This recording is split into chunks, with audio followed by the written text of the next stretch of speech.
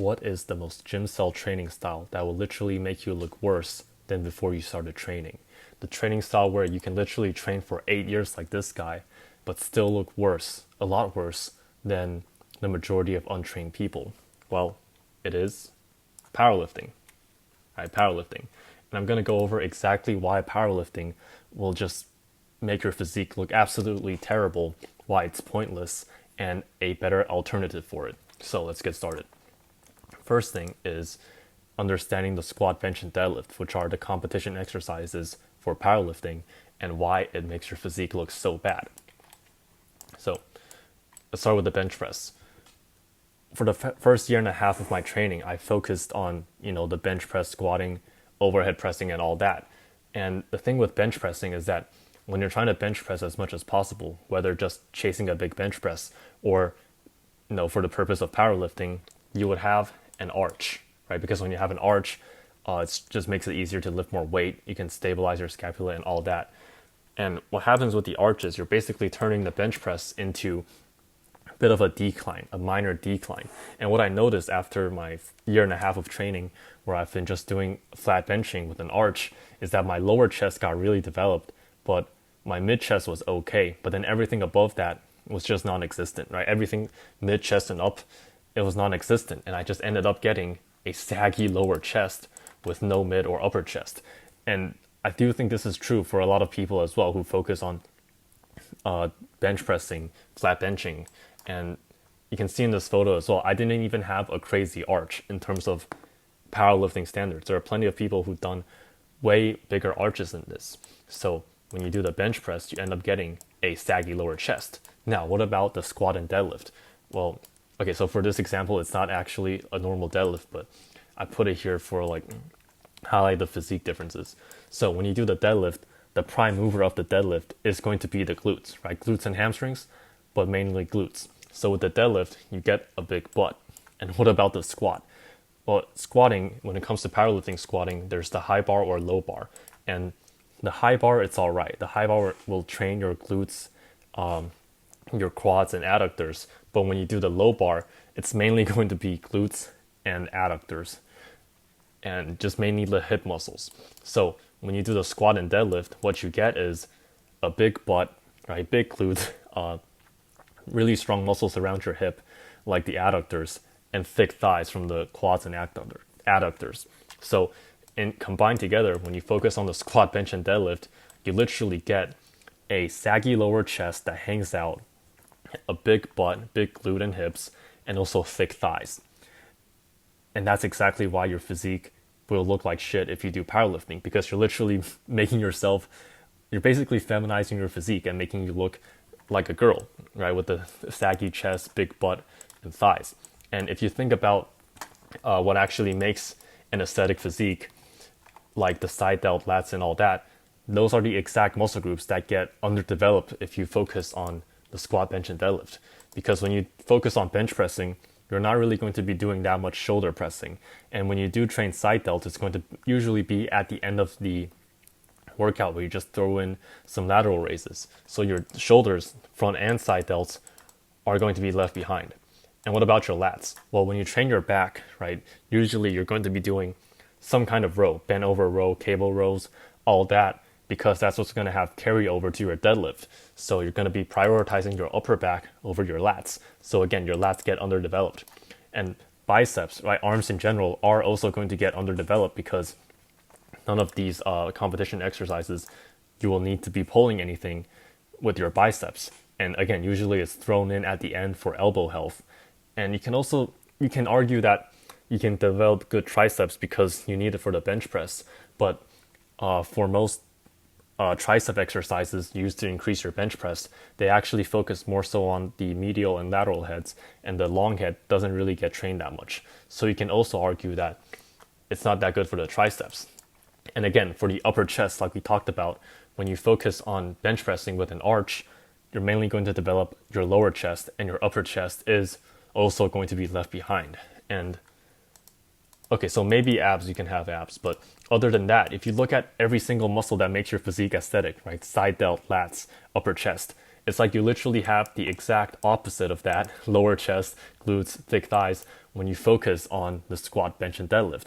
And that's why when you look at Paulo over here, after 8 years of training, maybe he's not focused on the sport of powerlifting, but he cares a lot about his deadlifts, stiff leg deadlifts, and squats and bench press.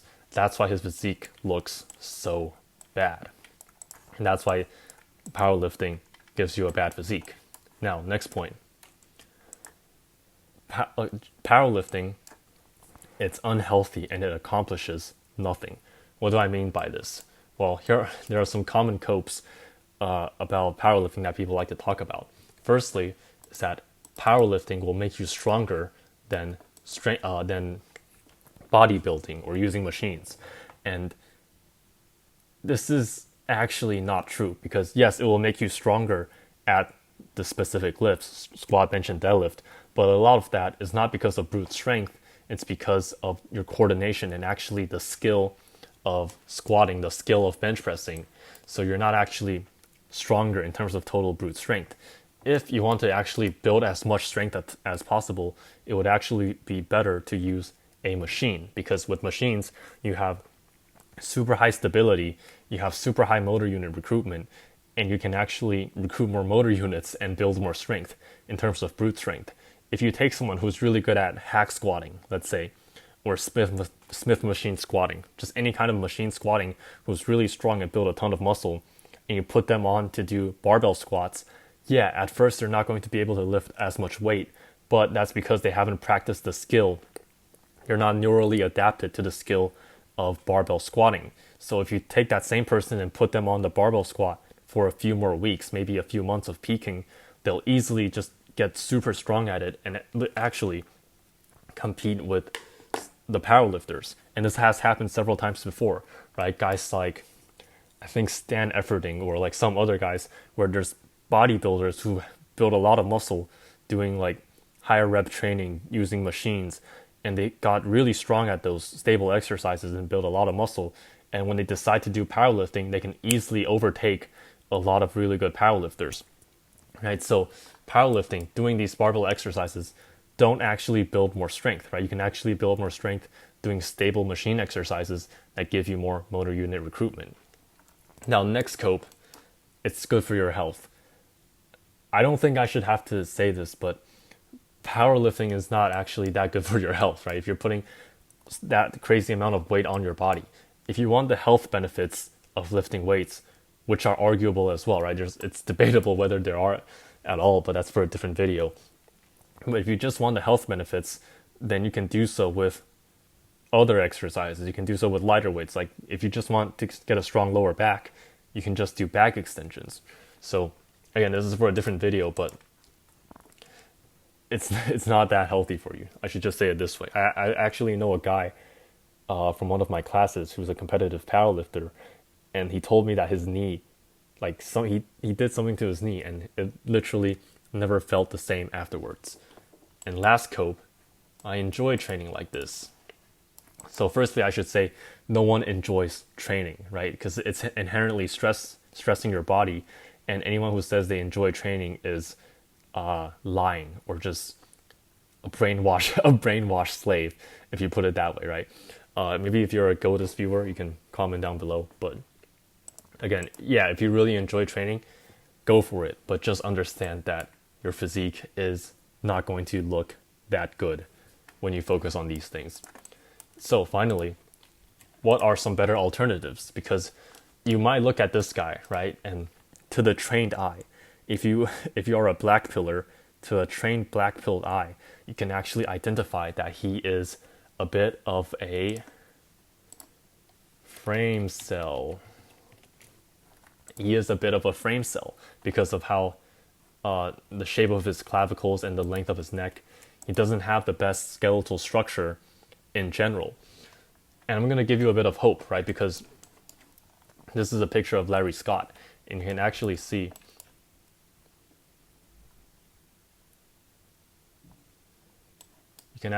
he has a similar frame to Paulo over here with, narrow clavicles, small frame, and a long neck. But you can see how he actually built a really good physique despite his frame. And yes, you can argue that maybe he used steroids, or maybe he was gifted, or all that, but it's just an example of, if you train correctly, focus on the right muscle groups, like the shoulders and arms instead of all this shit, you can actually still develop a really aesthetic physique. So let's go over the better alternative. And firstly, I'll just give a disclaimer, right? This is black pill disclaimer, but 80 to 90% of your physique is based off of your bones. So that's like your skeletal structure, how tall you are. Do you have a wide frame? Do you have wide clavicles? Do you have long humerus, thick wrist, all that? It's mainly based on your bones, right? And also, all exercise as an exertive physical activity will age your body and stress you. That's just a disclaimer, but that's for a different video, but let's get into it. So the first alternative to the bench press is going to be the seated machine shoulder press.